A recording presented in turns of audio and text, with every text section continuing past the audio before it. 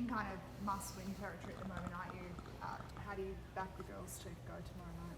Yeah, we just keep sticking to our processes. We've been through a lot of adversity this year, obviously with a lot of injuries and international duty and selling players as well. So just sticking together as much as we can as a group, and happy to be back at home in front of our fans, and hopefully we can put our best foot forward. I guess, yeah, with that kind of do-or-die mentality at the moment, do you think it will bring the best out of the team, or do you like the safety net, or what's the situation mentally there? I hope so. I mean, it's always better trying to, I guess, push for a final spot instead of trying to hold on to one. So we got to go out there like we have nothing to lose, which we really don't. So it's down to the girls now. We've prepped pretty well this week, so looking forward to tomorrow night. Can you just walk us through, I guess, where things have gone wrong defensive-wise in the past month or so? I think past 4 games, 14-2 or something would be the aggregate scoreline. Where have things sort of fallen there after a pretty promising January? Yeah, look, I think losing Leah is obviously a big part of it. She was kind of the backbone of our defence.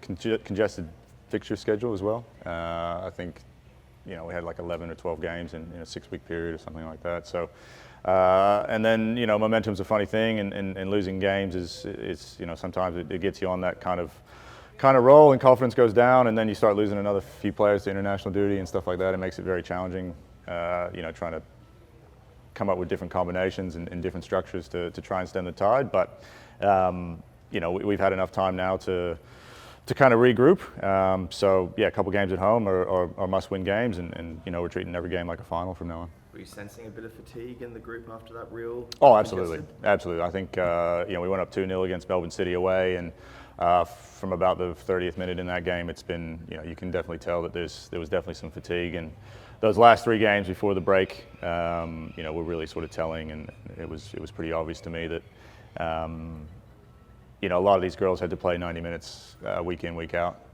with the injuries to Sean and Grace and 𝗕𝗲𝗰𝗸𝗏, and Bella Hoyos has been out for the whole season as well. So, but look, that's football sometimes. That's why we are professionals. So we've just got to regroup, and really looking forward to being at home in front of our fans tomorrow night. The 2 Iranian players that trained with the team earlier this week, tell us a bit about that.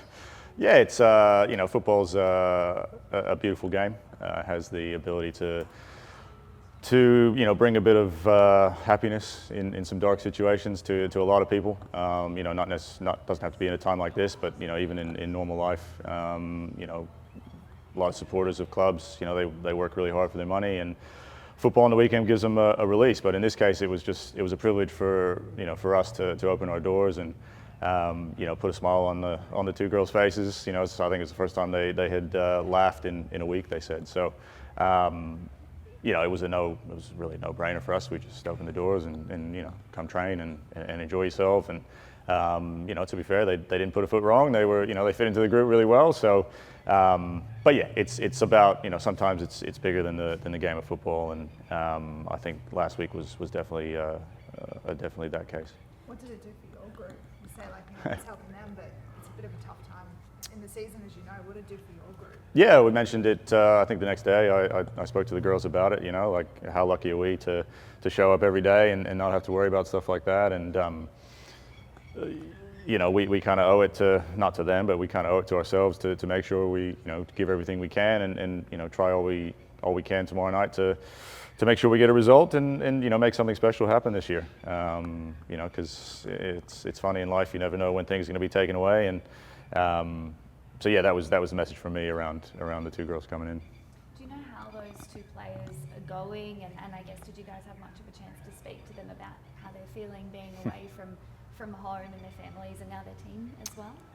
Yeah, I mean, we caught up for maybe an hour afterwards with them, and there was a couple of people from FIFA here as well, and translator obviously, because that was a definite necessity. But yeah, obviously speaking to them the first time that they've smiled in a while. So for us it was a real privilege to be able to do that for them. Not sure any details on anything else, but yeah, just a real privilege for us as a team and as a club.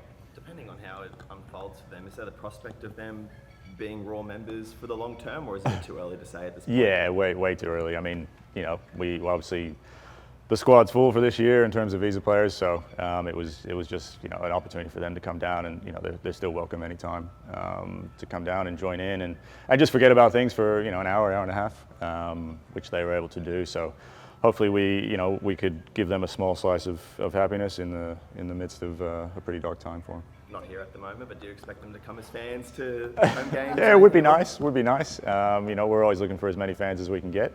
But no, I'm not really sure as to what's happening. And yeah, I'll leave that to the powers that be. And when do you expect to get 𝗁𝗁𝗧𝗂𝗏 in? Is it going to be pretty much after Saturday and straight back in, or what's the crack there? Yeah, obviously they'll have the Asian Cup final. Angie's playing tonight as well for the Philippines. So yeah, hopefully we can get 𝗁𝗁𝗧𝗂𝗏 back as soon as possible, and Angie as well. And then we got 2 games left after tomorrow night, and hopefully we're still pushing for a final spot. It's well within our reach. We're in a couple games and we're there. So we've just got to stay together and fight as hard as we can, and the chips will fall where they may. What do you think that experience would have done for her going in? And I know she's been on the bench kind of thing, but they're in a final of an Asian Cup Saturday. Like, what do you think that would have done for her growth? Yeah, it's to be a part of it, just to be a part of those first 2 games, especially. You learn a lot from players as well. So being around the likes of your Sam Kerrs and Caitlin Fords and players like that who play at 𝗕𝗏𝗰𝗸𝗏 play at big clubs on a weekly basis, and how they prepare for games, how they deal with the pressure, all that sort of stuff. So experiences like this for those girls, it's only going to benefit them in the long run. Do you know if there's any plans for these 2 Iranian players to come and do more training with your team? No, I'm not sure. As I said, doors are open, so they're more than welcome to come. And yeah, I'm not really too sure what else is happening at the moment. And is there anything else, I guess, you can share about what was said in that hour after training and how they're going? No, it kind of got, lost in translation is probably a cliche saying, but no, we tried not to discuss anything, and just, as I said, just make them, just help them forget about it for a little bit. Obviously it's not going to go away, but just be able to put a smile on their face was a real privilege.